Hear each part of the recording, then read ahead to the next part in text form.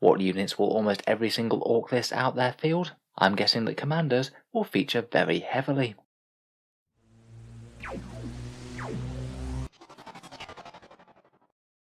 Hello and welcome back to Auspex Tactics, where today we're talking about the sneakiest gits in the Ork army, and I believe one of the near auto-include units out of the new Ork Codex, that is unsurprisingly Commandos, the sneaky Spec Ops Orks, with that pretty beautiful new kit that's coming in the new Kill Team Octarius box, with a crazy amount of customizability and options.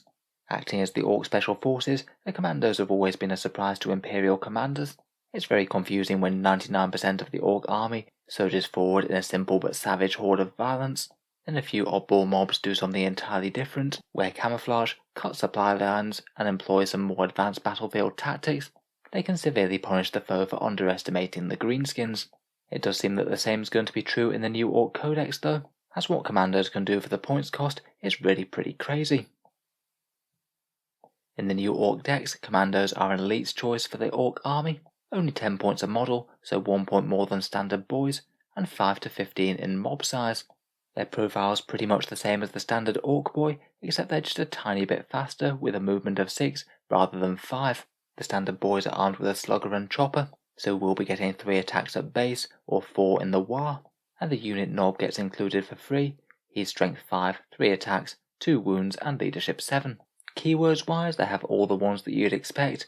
They are notably core infantry, so can receive quite a lot of the buffs that are going. They also have the tank buster bomb keyword, which can allow them to deal out a surprising amount of mortal wounds if they get their hands on enemy armor.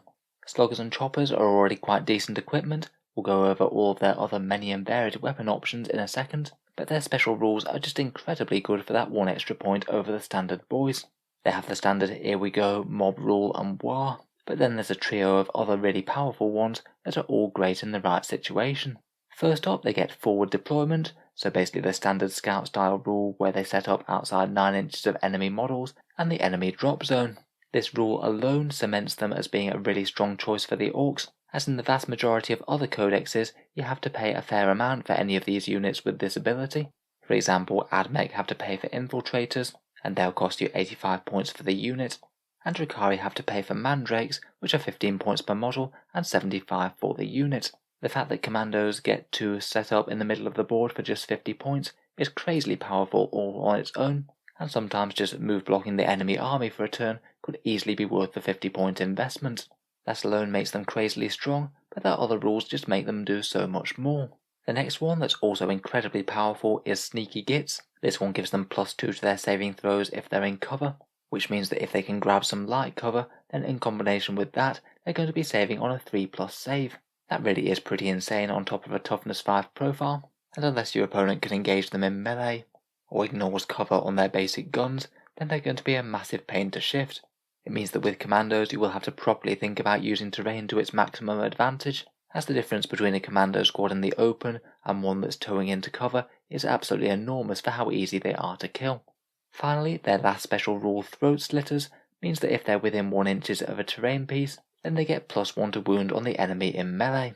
That one's perhaps a tiny bit more situational. Often you're not going to be able to choose whether or not your opponent's in cover, but it could mean that they can get a massive melee damage boost if you can manage to position the mob just right when they strike. Also could help them out on the defensive as well if they are holed up in a ruin or something.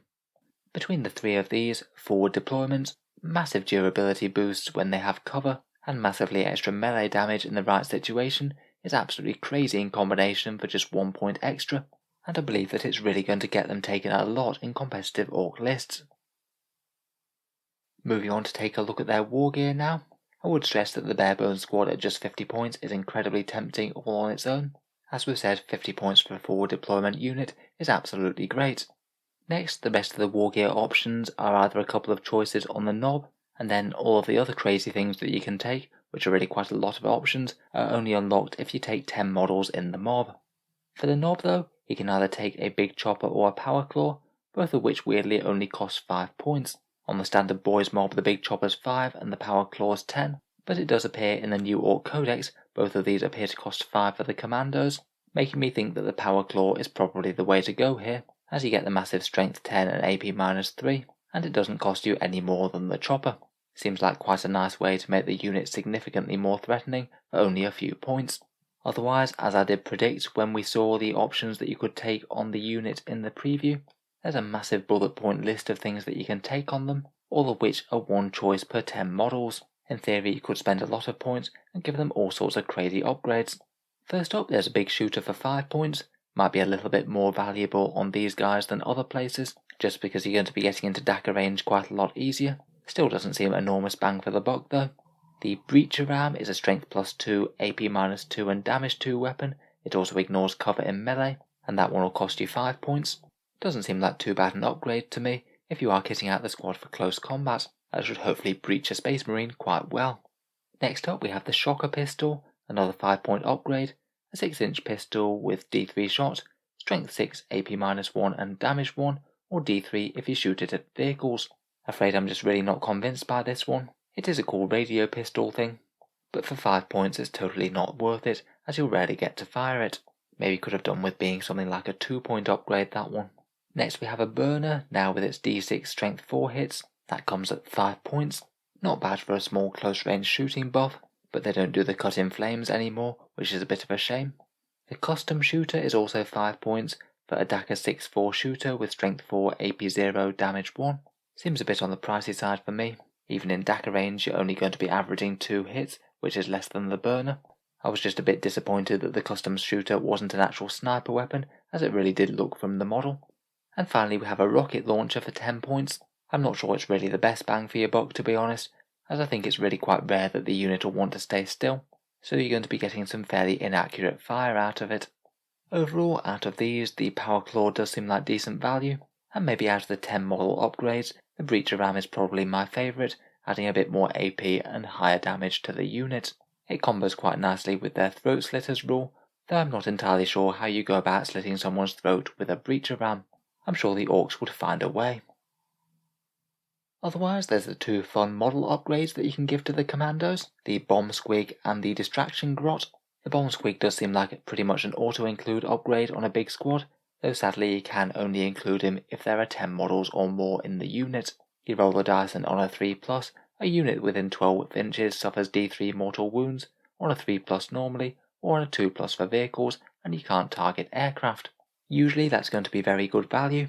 Even if you're hitting the cheapest models in the game with this, that are going to be about 5 points per wound, you're still likely to come out slightly in profit.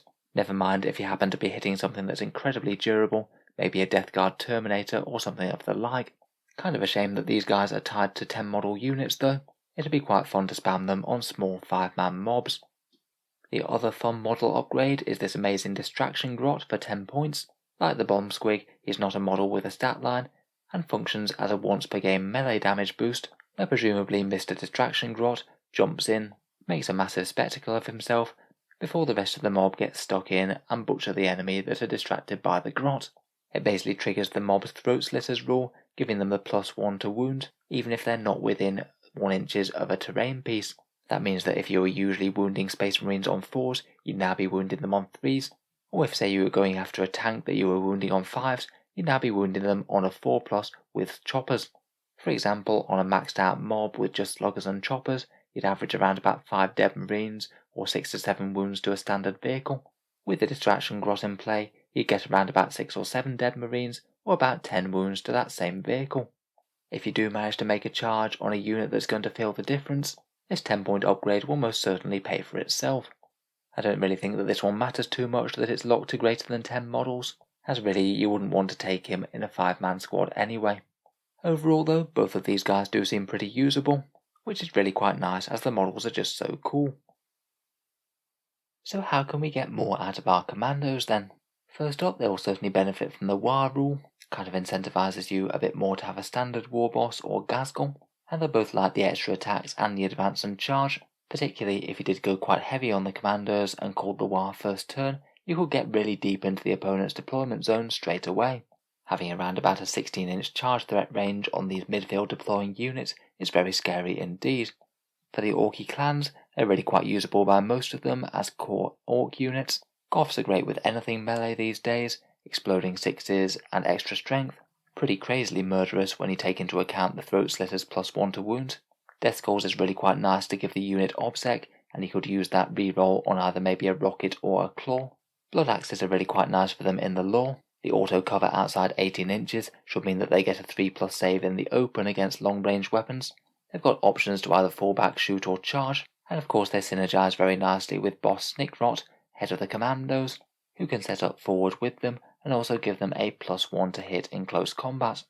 Otherwise, Snakebites can give them extra toughness, Freebooters could give them obsec with their stratagem and +1 to hit, Evil Sons help their movement a bit, and Bad Moons can make them a bit more shooty. They can also take advantage of a couple of the specialist mobs, Sneaky Gits for an extra -1 AP when the enemy has cover, and I guess potentially Mad Boys, which could make them a little bit more dangerous in close combat if you're running a clan that doesn't have much benefit for the Kommandos. Not sure they'd really be my first choice for specialist mobs though. In general, I don't think character support is going to be amazing for them. They are quite likely to want to run independently, though I guess if you can coordinate with a war boss or Snickrot, they can get that +1 to hit. Big mechs or pain boys could make them a bit tougher if they're nearby, and I guess theoretically you could just use a big unit as sort of a souped up unit of regular boys. Maybe take 15 of them with a claw and a distraction grot, get them extra attacks and a jump with the weird boy, and throw them into battle as you would with regular boys, except they're far tougher in cover and get +1 to wound. Stratagems wise, they could potentially make use of Tide of Muscle, that's the one that ignores charge modifiers, which could be pretty handy for charging into dense cover, which Kommandos are kind of going to want to do. Breaking heads could help mitigate morale if they're next to a boss, and they do have the Tank Buster Bomb stratagem that we mentioned earlier. 1 CP for up to 2d3 mortal wounds on a vehicle could very easily be worth it if they're trying to bring one down in combat. Overall though, generally I think they're going to operate quite independently. Maybe use the odd Tank Buster Bomb stratagem, and I think they'll be strongest in Goths, Death Skulls or Blood Axes. So how would I think about using Kommandos in game then? First up, as I said, bare bones units for 50 points are really tempting indeed. It's just so cheap to zone out the enemy, they're infantry so can do actions, score objectives, get in table quarters, and maybe just block movement to stop the enemy army moving up and becoming effective. Even cheap units like this have the opportunity to crush light infantry dead with 16 to 21 melee attacks with AP -1, depending on whether or not you call the war early.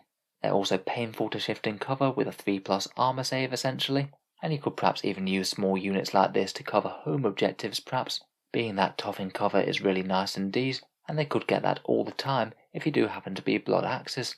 Perhaps for small units I might invest 5 points for a Power Claw.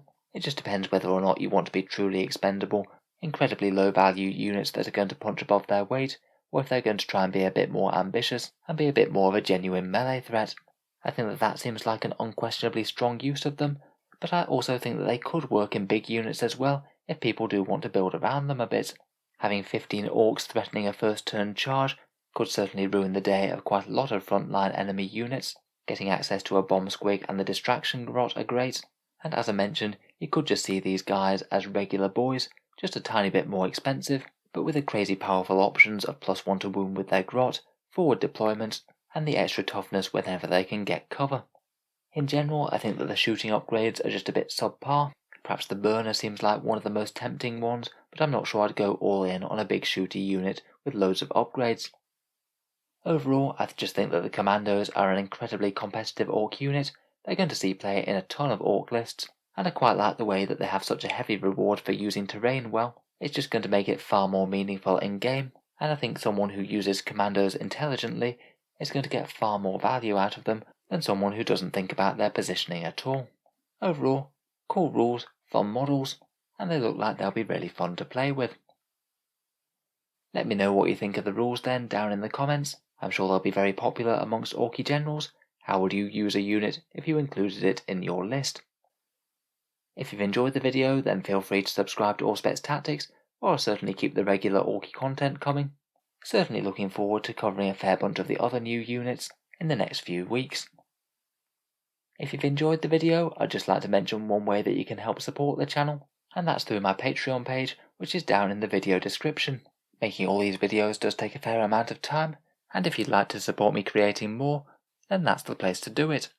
Channel patrons do get a fair few advantages, seeing certain videos early, regular votes to see what sort of things come next for the channel, and automatic entry into the regular prize giveaways, with the chance to win some really big model kits each month. September's giveaway should be for a couple of copies of the Beast Snagger box. If any of that sounds good to you, or you'd just like to help support the channel, then the link is down in the video description below. In any case, a massive thank you for listening, and I'll hope to see you guys next time.